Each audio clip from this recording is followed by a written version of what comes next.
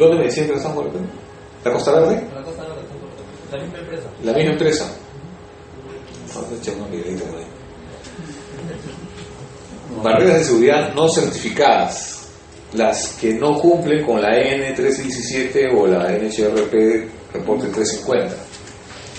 Será responsabilidad del proyectista, o sea de ustedes, y del proveedor proponer una barrera de seguridad no certificada que garantice el nivel de contención, nivel de severidad de impacto y ancho de trabajo requerido de acuerdo a las condiciones del proyecto en función a los estudios técnicos que sustenten los mismos. Realmente te dices, ¿sabes qué? Es tu responsabilidad.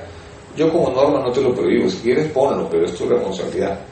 Y ya, pues con esa responsabilidad, ¿quién se juega, no? Si no contiene y un vehículo se va, lo primero que dicen es, como no era certificada, no era certificada, ya, ya. Claro, en el caso de un muro de ese tipo en New Jersey, la certificación sería un diseño, o sea, un diseño, como usted dice, del vehículo que uno supone que va a predominar. No, la certificación... Es como una certificación de sí. Una herramienta. Dice, no, el Roadside Design Guide que se presenté hace un momento, este manual te da los parámetros para los cuales funciona. Con este concreto, con esta forma, con esta altura, con estos ganchos, con eso funciona. Y si tú lo haces así, está cumpliendo los parámetros de la certificación. Ya la metálica viene ya certificada. Las metálicas, ¿por qué? Porque el diseño de las metálicas es infinito. Tú puedes hacerlo del tipo que quieras, la cosa es que funcione.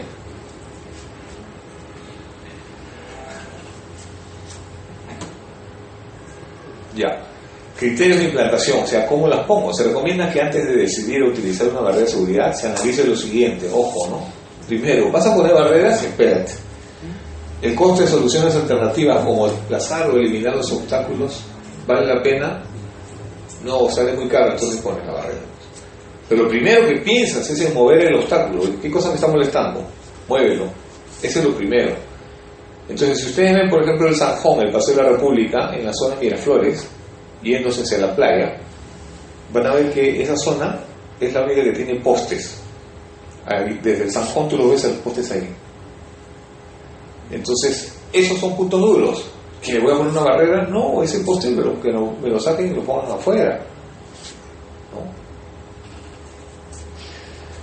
Las previsiones de mejoramiento, variación del perfil, explanar el terreno, etcétera. Claro, o sea, le dije, ¿no? ¿Se acuerdan el talud? Si puedes mejorar el talud, mejóralo, ¿no? Entonces de repente ya no necesitas una barrera, porque querías que no se caiga. Ya lo tiendes el talud, ya nadie se cae.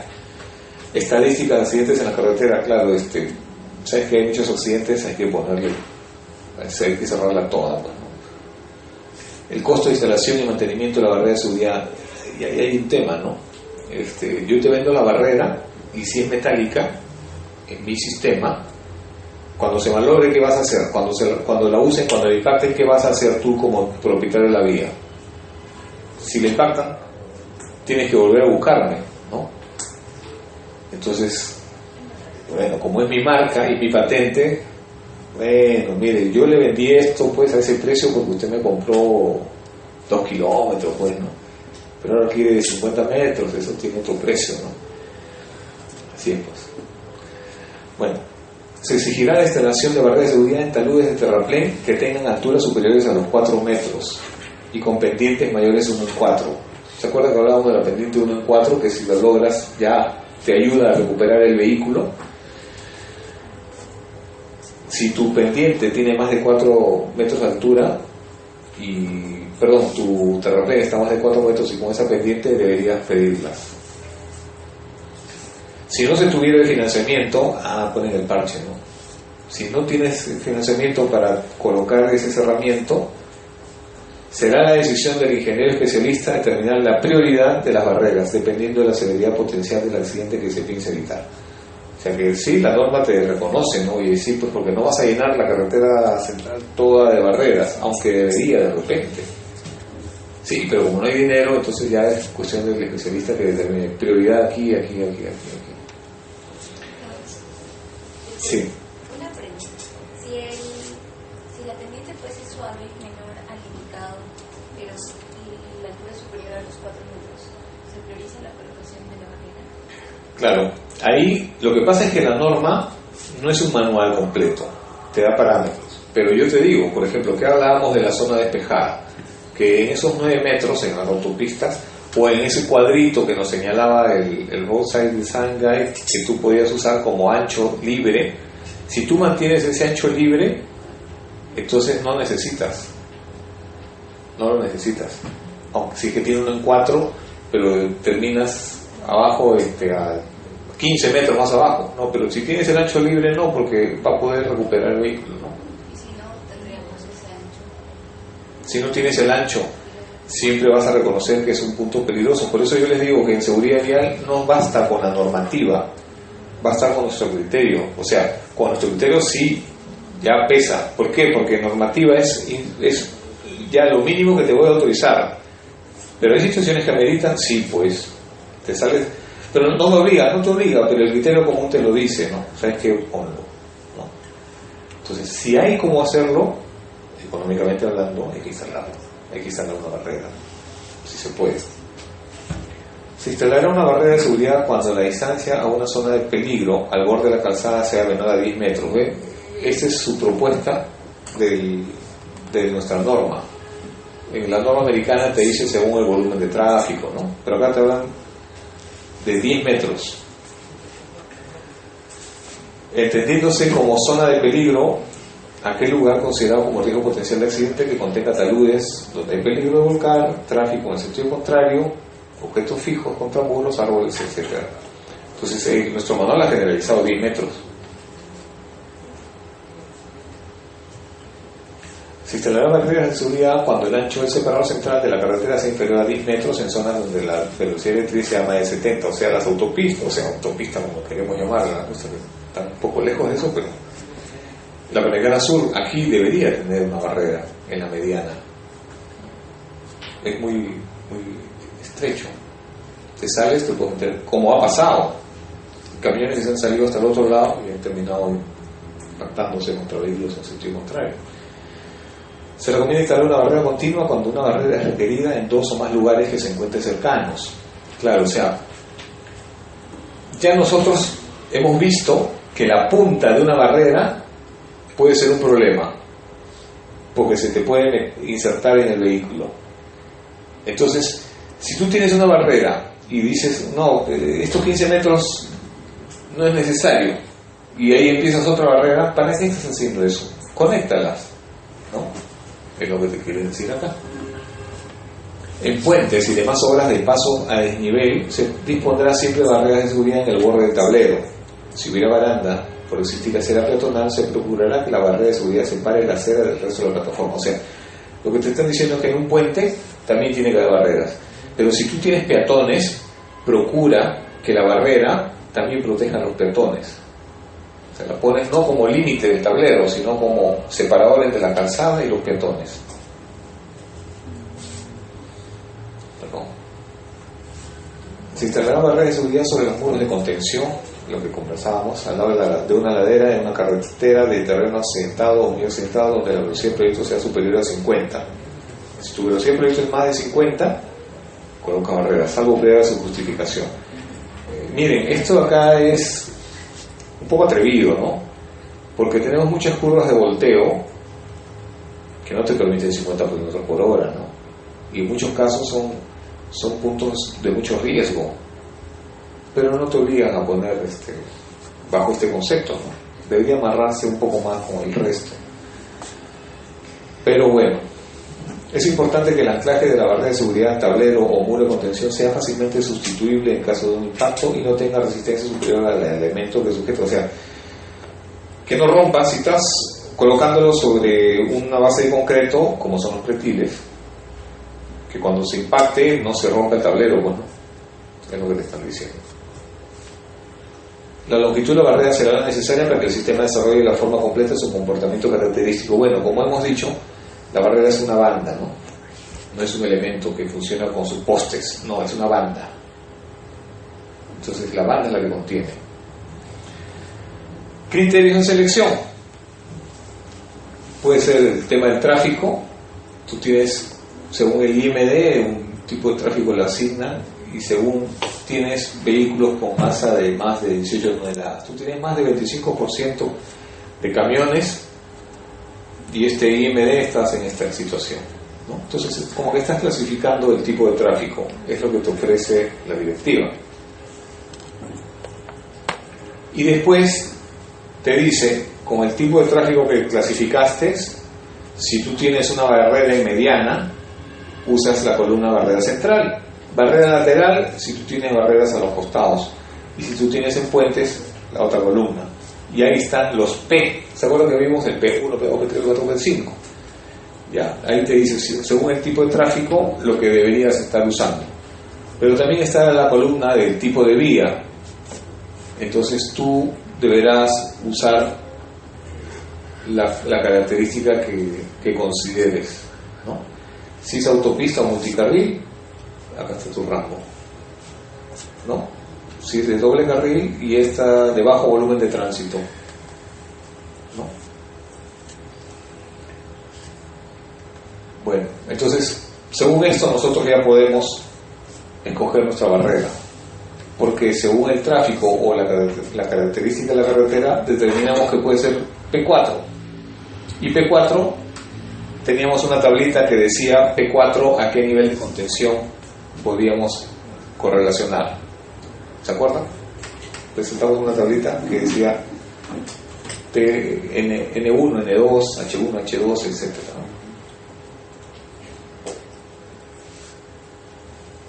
Esta es otra tabla que te habla de los ensayos que se hicieron en este reporte o en esta norma americana, europea. Un TL1 muy liviano, un TL3 más normal. Un TL3 significó ensayar satisfactoriamente un vehículo de 820 kilos a esta velocidad y con este ángulo de impacto.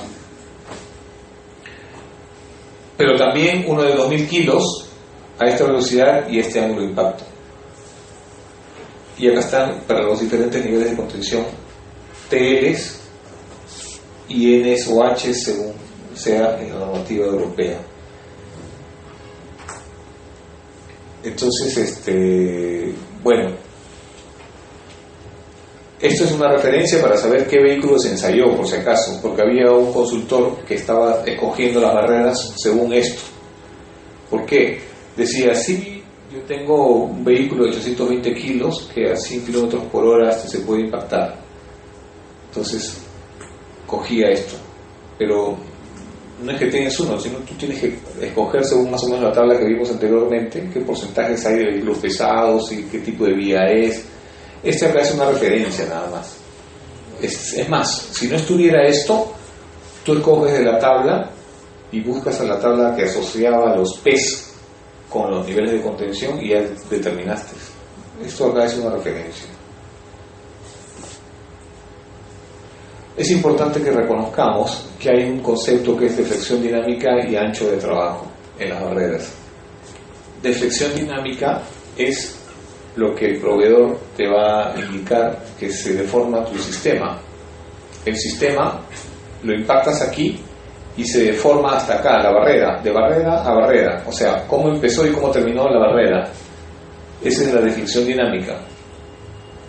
El ancho de trabajo es un poco más, porque como la barrera tiene un poste, un codito, necesita un poco más. Pero en el caso de camiones, el ancho de trabajo W es el ancho de trabajo, ¿no? W puede ser bastante más, porque se inclina el vehículo, ¿no? Bien, no sé si tenemos claro esto, ¿no? Es importante que lo consideremos, porque si el objeto duro que queremos evitar está pues a 20 centímetros de la barrera, no va a funcionar, y sobre todo porque la barrera es muy corta. Entonces, ¿se acuerdan las primeras imágenes que les presenté de lo que les dije que tienen en común estas fotos? La primera foto mostraba un guardavías que tenía como 60 o 40 centímetros de separación respecto al pilar. Eso no iba a funcionar. No iba a funcionar. y menos si es un elemento, sí, nada más. Vamos a ver este video de que no solamente son de concreto las barreras y no solamente son de metal, también las hay de cables. Esta se está estrenando contra unos cables, vean.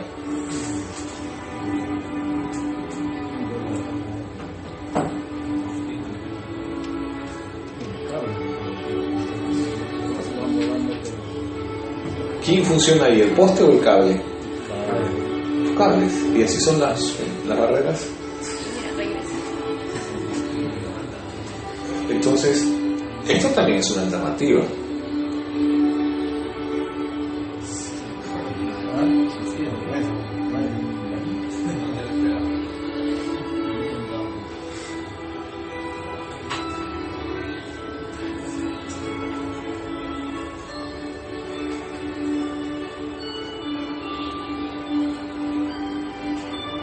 Está volando el vehículo, ¿no? Está volando.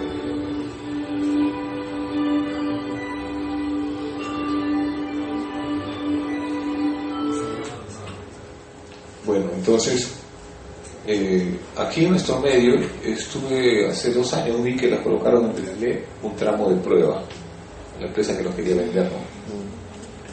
Y no sé, parece que lo impactaron, un camión, me dicen que lo impactaron, y ya pues se quedó colgando, y ya pues el tramo de prueba ya está listo y se lo llevaron ya, ¿no? La ventaja de los cables es que para instalar los cables, tú empotras en el terreno una base. Digamos, si los tubos son como unos rectángulos, entonces la base va a ser el hembra y el poste va a ser el macho, entra ahí. Entonces el poste sostiene a los cables y tú los tiemplas en los extremos, le da su tensado que ya el proveedor lo tiene establecido. Cuando se impacta, sale volando los postes, el cable cae. Lo único que necesitas es traer nuevos postes, los colocas nuevamente y vuelves a templar los cables. No se rompen esos cables, o sea, son reusables. Los postes hay que cambiarlos, pero es bastante más barato cambiar un poste que cambiar el sistema, como en el caso de las barreras metálicas. Hay que cambiar la onda, hay que cambiar todo, ¿no? Acá no, es más barato, pero estamos con el temor de que se los roben. En Pedalé no se lo robaron, ahí funcionó hasta que lo chocaron. Entonces, bueno, no sé, es cuestión de aventurarse y decir, ya, sí. Sé que en Chile los están usando bastante en algunas zonas urbanas, con alta intensidad de impactos, con alta frecuencia, de impactos. Ahí están funcionando y nunca los cambian, son los mismos cables, pero bueno, para funciona. Y cuando hablamos de los anchos de trabajo, estos son los anchos de trabajo, por ejemplo, tú tienes el W1 hasta el W8, si tu sistema se deforma desde 60 centímetros hasta 3,50 metros. Entonces, mira, una barrera metálica de W1 solamente se deformaría 60 centímetros, pero esa es una buena barrera. Normalmente están en el rango pues, de los metro 30, en ese rango se mueven. Y hay que considerar que si tienes el espacio disponible para ese ancho de trabajo, puedes colocar la barrera, si no, no puedes colocarla. Coloca otra de acera una de concreto, ¿no? Y los extremos de las barreras son muy importantes de cuidar, hay que cuidarlos, porque esto pasa. Y cuando la barrera se introduce, Dios mío, qué cosa habrá pasado en este carro. Y esto no es un caso aislado, son muchos los casos de gente que ha muerto así. Entonces los terminales, según nuestra norma, también hay que tratarlos. Y dice, los terminales están ubicados en los extremos de la barrera. Sus objetivos principales son la de evitar que se produzca una detención violenta del vehículo en un impacto frontal y que algún elemento de la barrera penetre al vehículo. Asimismo sirve como anclaje de la barrera ante un impacto lateral. Los terminales pueden ser abatido y esviado exviado y empotrado en un talud o un terminal atenuador. Entonces, abatido y exviado creo que ya los hemos visto, ¿no? Más o menos es así. En planta lo estás exviando y en perfil lo estás abatiendo. Entonces, esto te permite la directiva como forma de determinar una barrera.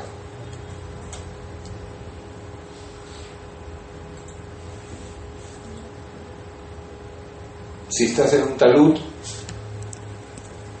que lo empotres en el talud para que no haya el punto, digamos así, que te pueda insertar el vehículo.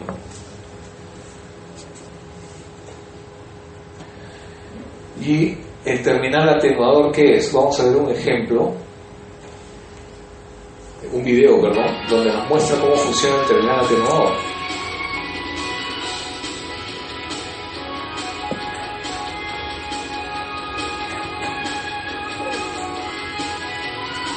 ¿Ven cómo funciona?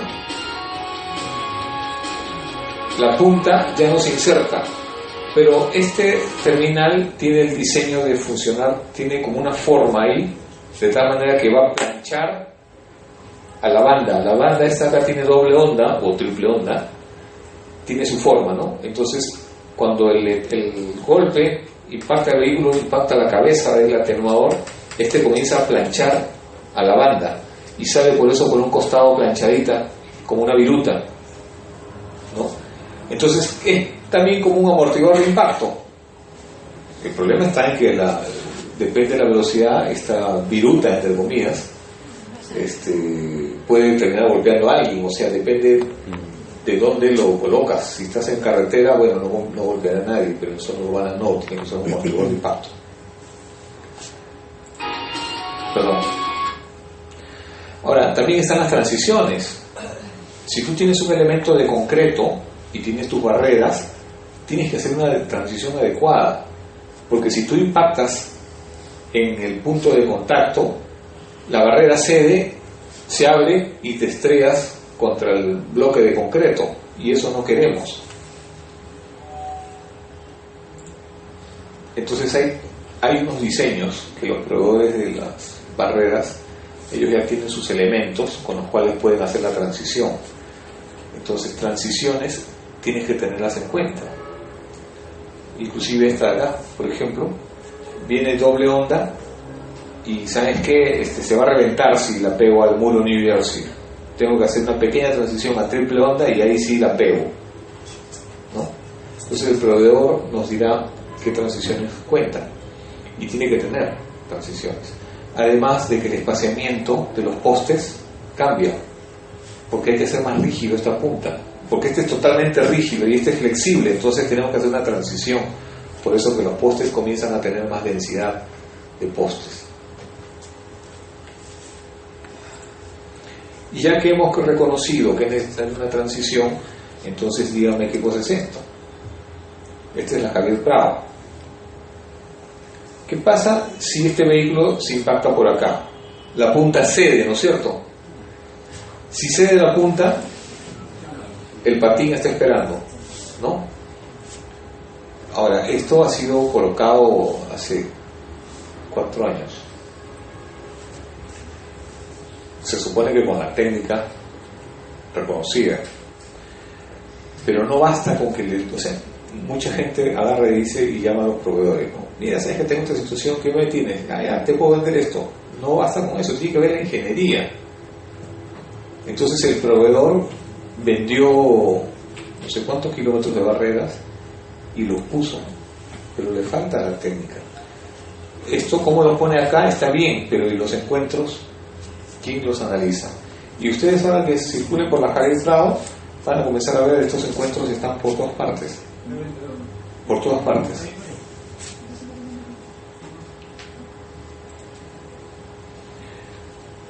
Y entramos, ingenieras, al tema que ustedes seguramente ya están explorando.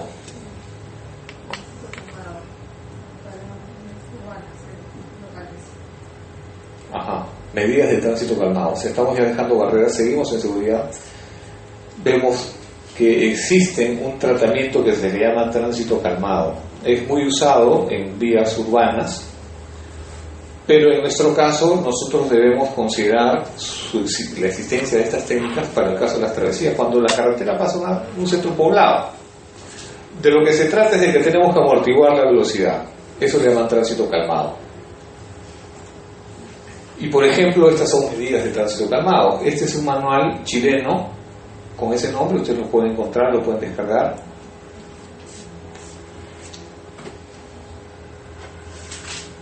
Y tenemos aquí unas recomendaciones que podríamos asimilar y podríamos estudiar que también funcionan aquí. Seguramente que el ingeniero también lo va a estudiar así. Este manual ya lo llegó a bajar. Sí lo encontró en el Google, efectivamente. Bueno, ¿en qué consiste?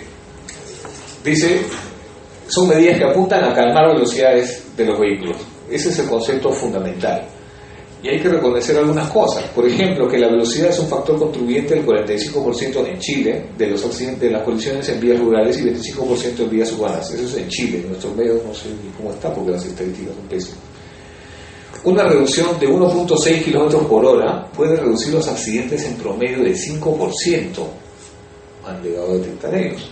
En cambio, aumentarla 1.6 km por hora puede aumentarlos en casi 20%. Entonces, el control de la velocidad es importante, ¿no? A 50 km por hora, el impacto de la gravedad de las lesiones es el triple que a 30 km por hora. Es el triple, o sea, no es el doble, es el triple. Y la gravedad de las lesiones de los accidentes de peatones con relación a la velocidad puede apreciarse en el cuadro siguiente. Entonces, vemos en este cuadro que, por ejemplo, a 65 km por hora, el 85% de los peatones van a morir. A 50, el 45%. A 30, solo el 5%, que también es bastante, pero porque cada vida cuenta, ¿no? Entonces, con esto nosotros tenemos una idea de qué es lo que pasa con nuestras vías, qué es lo que puede pasar cuando no tenemos el cuidado de proteger al peatón. Tipos de medidas calmantes. Tienes medidas calmantes con deflexiones verticales. Deflexiones verticales significa esto, ¿no? Deflexiones horizontales, medidas calmantes con elementos que inciden en la percepción, o sea, psicológicamente, y medidas calmantes de gestión de tránsito. Vamos a ver. Por ejemplo, deflexiones verticales, esto es en San Borja, acá está, ¿no? GIVA, pues, speed table o reductor de velocidad trapezoidal, como lo quieran llamar, ¿no? Esto también, toda una calle y se levanta aquí, ¿no? Deflexiones verticales. GIVAs en las carreteras. La verdad que solo acá en nuestro país se ponen GIVAs en las carreteras. Y esto también es para llegar a Puerto Maldonado. Cada flecha es una GIVA. Es que la intensidad del tránsito de los mosquitos es muy alta, pues, porque la verdad que peatones, ¿dónde, no?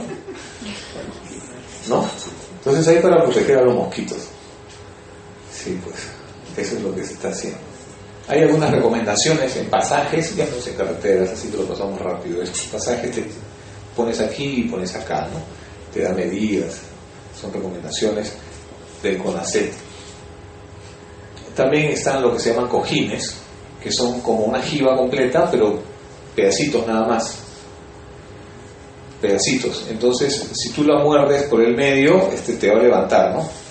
Pero si la pasas, la centras, vas a sentir una cosa muy suave. Es una medida. Cojines.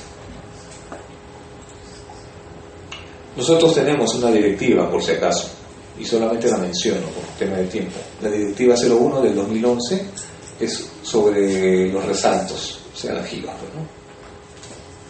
Que nosotros, si queremos poner jibas, deben cumplir con las medidas y con lo que indica esta directiva. El CONACET nos sigue ofreciendo ahora las deflexiones horizontales. Oye, pero eso están locos. No están locos.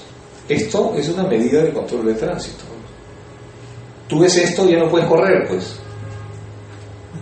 ya no vas a correr, vas a hacer esto, pero mira, cuando empieces a manejar y te sientas que estás paseando, vas a ver como tu mente está ya mucho más tranquila, estás haciendo otra cosa. Siéntete que ahí estás conduciendo, paseando con tu carro, no te pelees. ¿Por qué te peleas con la vida, con todo el mundo? Ya no, se trata de bajar. Personalmente trato de hacerlo, no lo logro todavía, pero es que somos muy agresivos todos, pues, ¿no? Pero sí, ya, todo mi cólera, eso habrá bajado pues al 50, más del 50%, ¿no? Pero todo está acá, hay que tratar de meternos eso en la cabeza. Por eso te pongo una interrogación en esta imagen, ¿no? Ya, pues también está bien, pero no tanto, pues, ¿no? No tanto, ¿no? Tampoco. Entonces, bueno, pasemos a la siguiente. Miren, esto también cumple una función, ¿no? De flexiones horizontales. Esto se le llama chicanas. Los que han visto automovilismo sabrán lo que son las chicanas, ¿no? Vienes una recta y te pones una curva y contracurva chiquitas para que tengas que frenar un montón. Entonces hay esto, y esto también te impide correr. O sea, acá ya, por más que quieras, a 60 kilómetros por hora no pasas, pues. Ahora, yo les digo, ¿qué prefieren? ¿Esto o una jiba? Esto. Yo prefiero esto. ¿Prefieres? Es que seguro que el carro no es tuyo. Claro. No, o sea, esto es más cómodo. Claro. ¿No? La jiba Es menos más cómodo. Pueden pasar por encima Del arbolito. Sí, pero para todo, por eso es que tienes estas. Mira, este arbolito, ese es otro tema, ¿no? Los puntos duros, por si acaso, los arbolitos de más de 15 centímetros ya son puntos duros. ¿Ya? Entonces, bueno, seguramente que en algún momento crecerá y se volverá punto duro, ¿no? Pero sí, no necesariamente arbolitos, sino arbustos podrías poner acá, ¿no? Si alguien se lo pasa, seguro que se durmió y ya se despertará, pero no lo vas a matar, ¿no? Y cuando llegue al otro, se va a dar cuenta que tiene que parar y ya pasa a circular de otra forma, ¿no? Ya que pase un peatón justo cuando tú te dormiste es porque era tu turno, pues, ¿no? Y también hay esto, ¿no? Complicado hacerlo, pero ahí está, no sé dónde es, pero la vista la conseguimos, pero lo otro es que esa bajadita, que debe tener, no sé, pues 20%, te la pases de frente, ¿no? Bueno, otra forma de hacer las reflexiones horizontales con marcas en el pavimento y con jibas también. Esta también está bastante simpática, muy artificial se nota, pero bueno, cumple el objetivo, ¿no?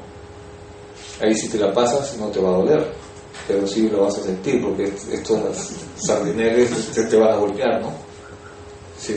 Los palitos no, porque esos son abatibles. Otras medidas muy útiles, y creo que deberíamos empezar a usarlas nosotros, es en zonas de los centros poblados ofrecerle un espacio de cruce al peatón. Entonces tú generas una pequeña deflexión de tal manera que le des una bahía de por lo menos 1,60 m o 2 metros de ancho, y el peatón se puede refugiar acá. Entonces muchos accidentes pasan porque el peatón está mirando a un costado y entra corriendo, y cuando se da cuenta el otro vaya lo agarraron. Sí, pues entonces esto podría ayudar mucho. ¿Cuántos de estos hay en nuestro medio? Uno.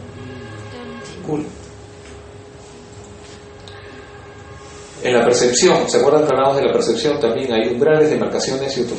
Bueno, estos umbrales, tú estás llegando y te ponen un pórtico, ¿no? Ya te cambian el esquema, ¿no? Venías a 120 y ves eso y otras cosas más, y ya comienzas a apaciguarte.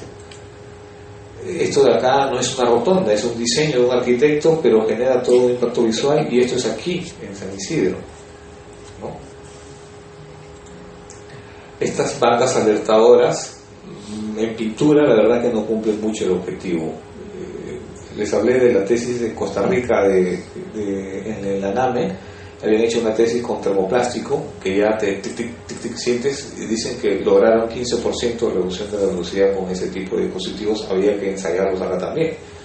Y congestión del tráfico también, porque mira, si tú tienes esto, por ejemplo, de doble sentido, te dicen, oye, ¿sabes qué? ¿Por qué mejor no haces esto y haces esto, y en esta zona que tienes problemas, apaciguas el tráfico? De paso que al poner estos quiebres ya estás rompiendo velocidades, hacer esto también. Entonces hay medidas de gestión del tráfico que puedes usar.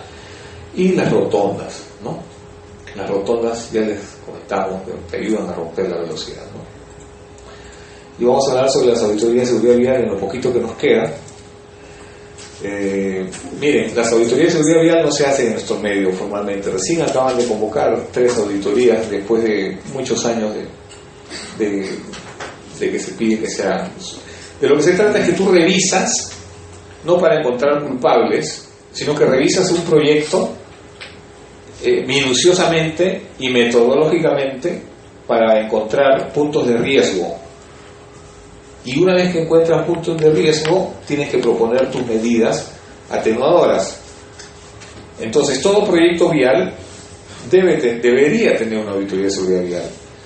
Inclusive proyectos de obras también. Ejecución de obras también.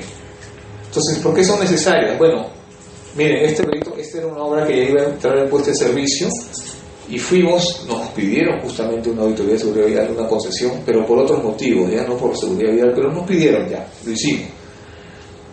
Y miren, algo que nos preocupaba justo sucedió cuando pasamos con la cámara. Una cabecita por aquí, este es un cerco, estamos pasando una zona urbana, y esa cabecita sale, cruza y luego acá. Por un tema de drenaje, habían dejado estos alveolos, se puede decir, y lo primero que vimos es que por acá se pasó un niño, y ya está, se pasaba. Entonces, ¿y ahí qué hacemos? ¿Y la norma?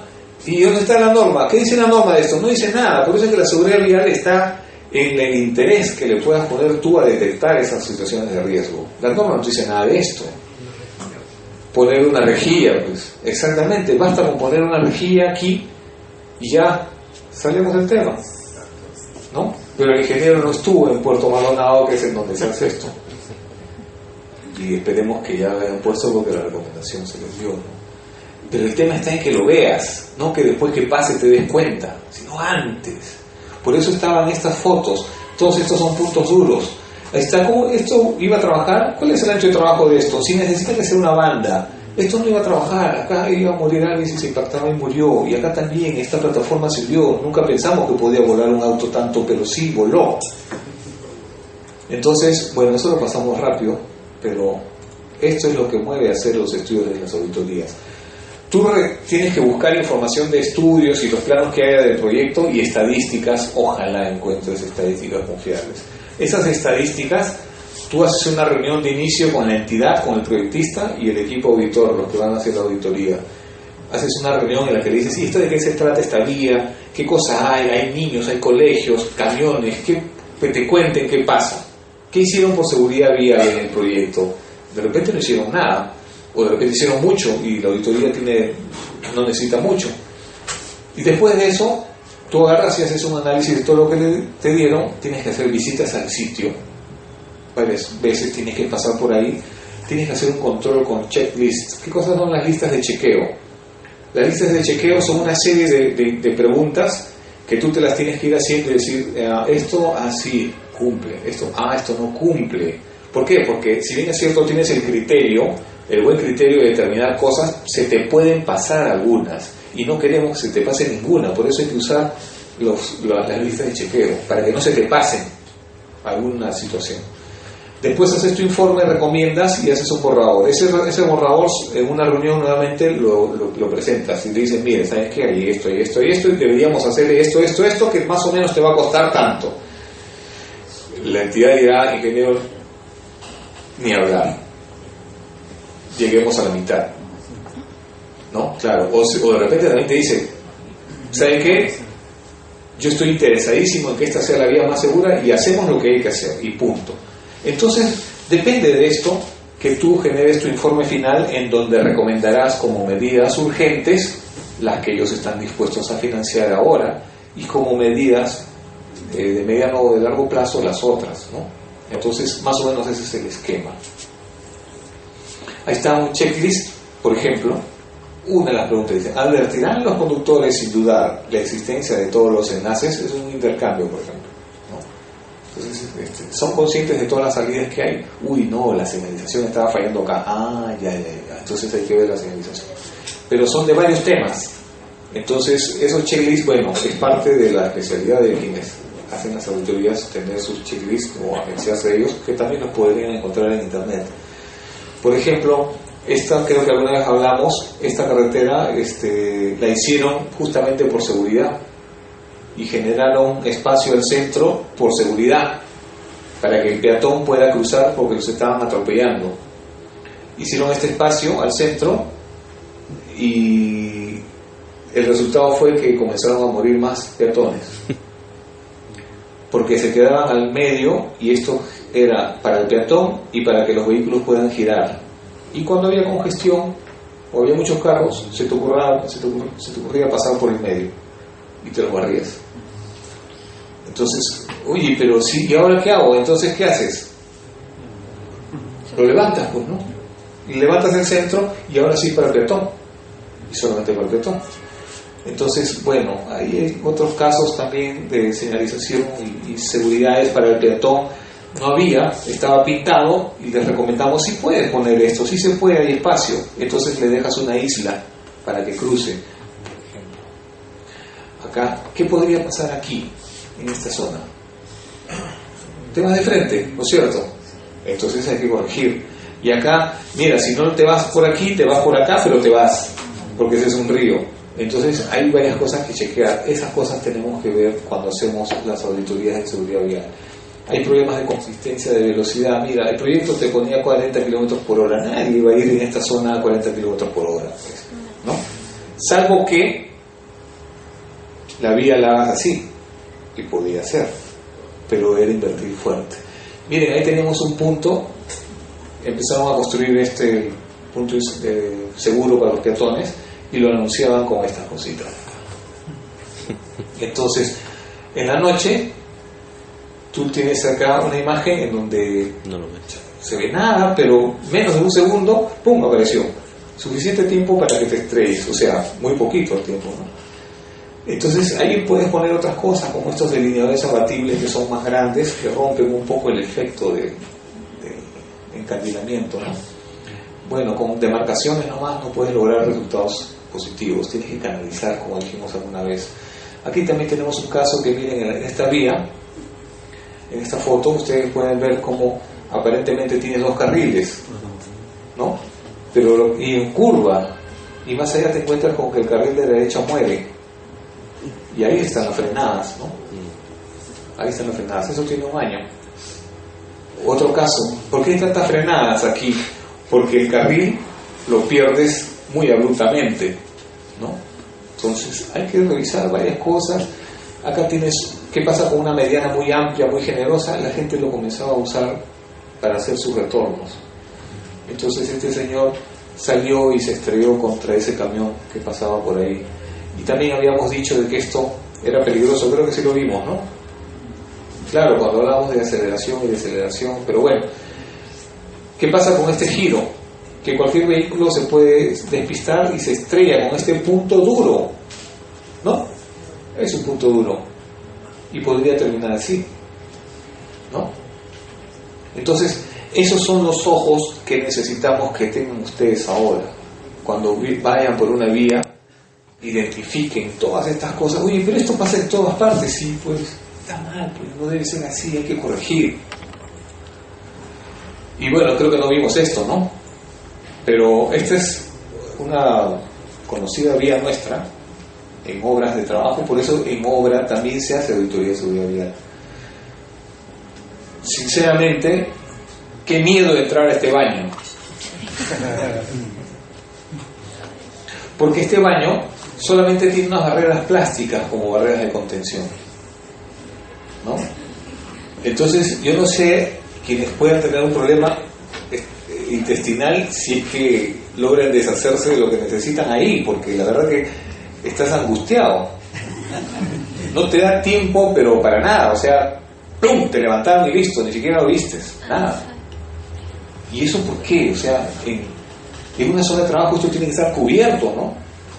Entonces tendría que tener una barrera, ¿no es cierto? Sí, pero ¿cómo coloco una barrera? Podemos colocar en esas barreras que el ingeniero está colocando en Pimentel. Claro, son unas barreras prefabricadas, pero ya mejor hechas, pero son temporales.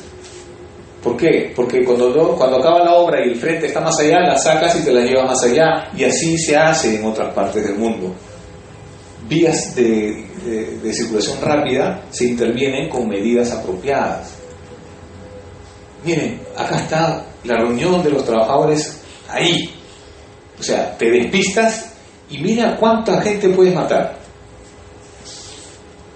Díganme si no hay responsabilidad de los ingenieros en esto. Ahora que sabes que esto es peligroso, no permitas que pase, porque es tu responsabilidad. Bueno, el puente también lo siguen protegiendo con barreras plásticas. Y miren, este video también quería que lo vean, por favor. Lo que pasa en una obra.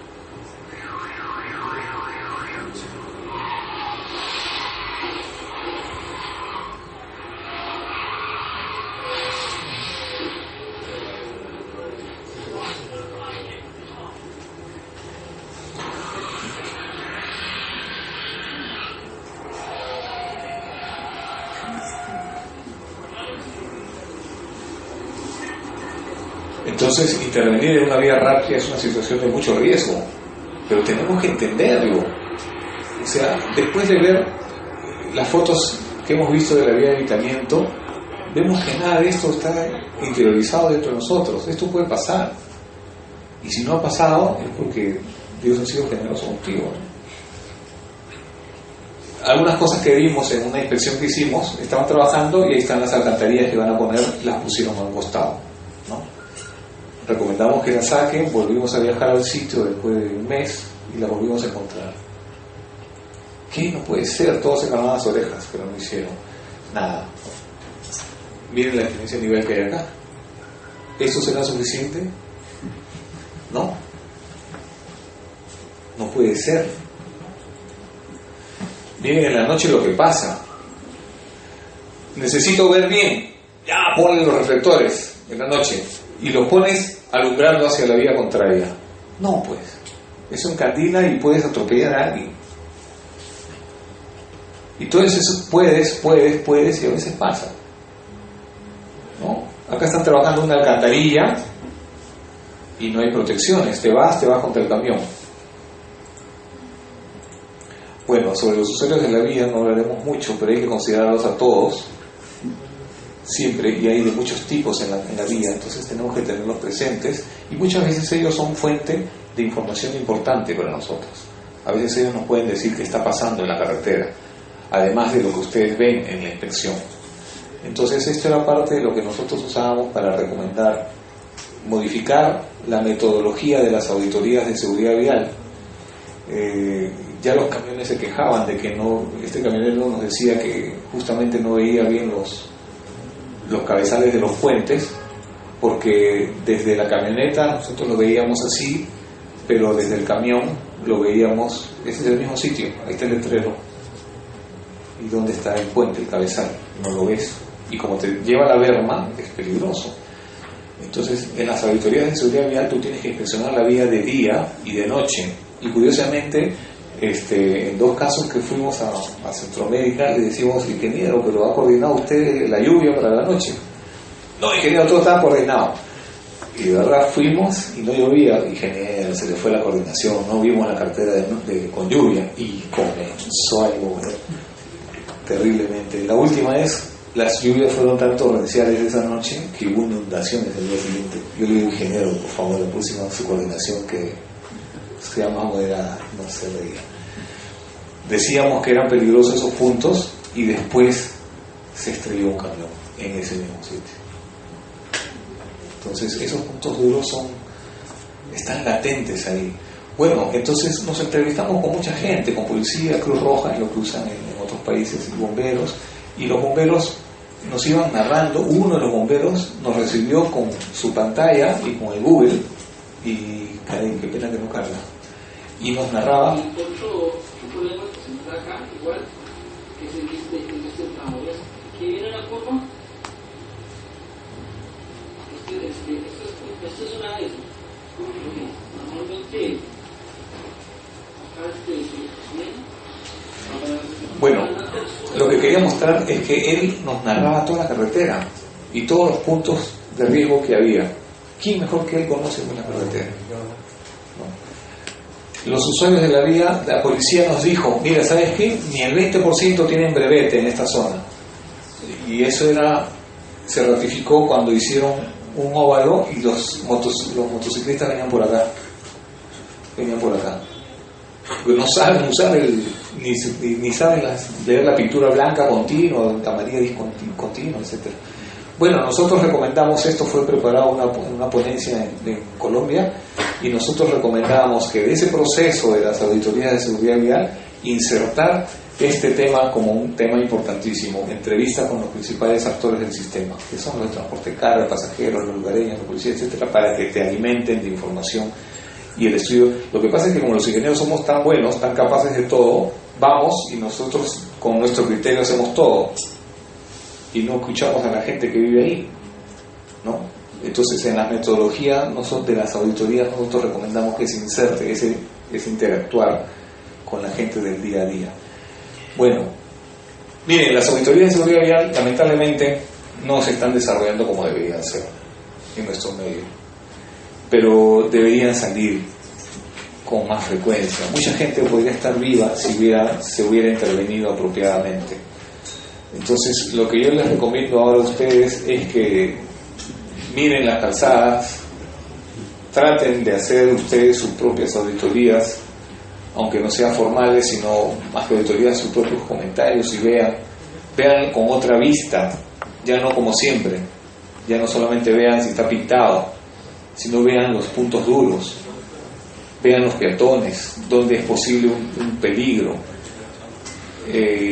veamos la vía con otros ojos ahora, ¿no?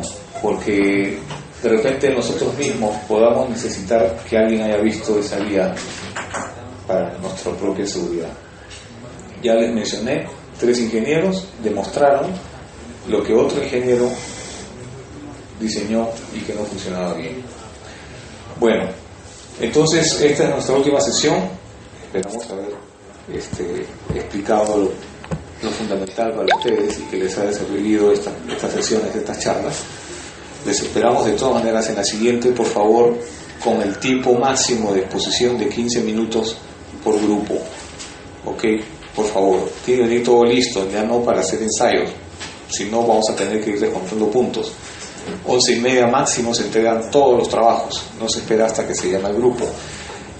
Vuelvo a insistir, la carretera que vamos a tratar es la misma que tratamos antes, los mismos kilómetros, no menos, si gustan más, pero no menos. Vamos a ver la señalización y vamos a ver la seguridad vial de lo que ustedes tienen entre manos.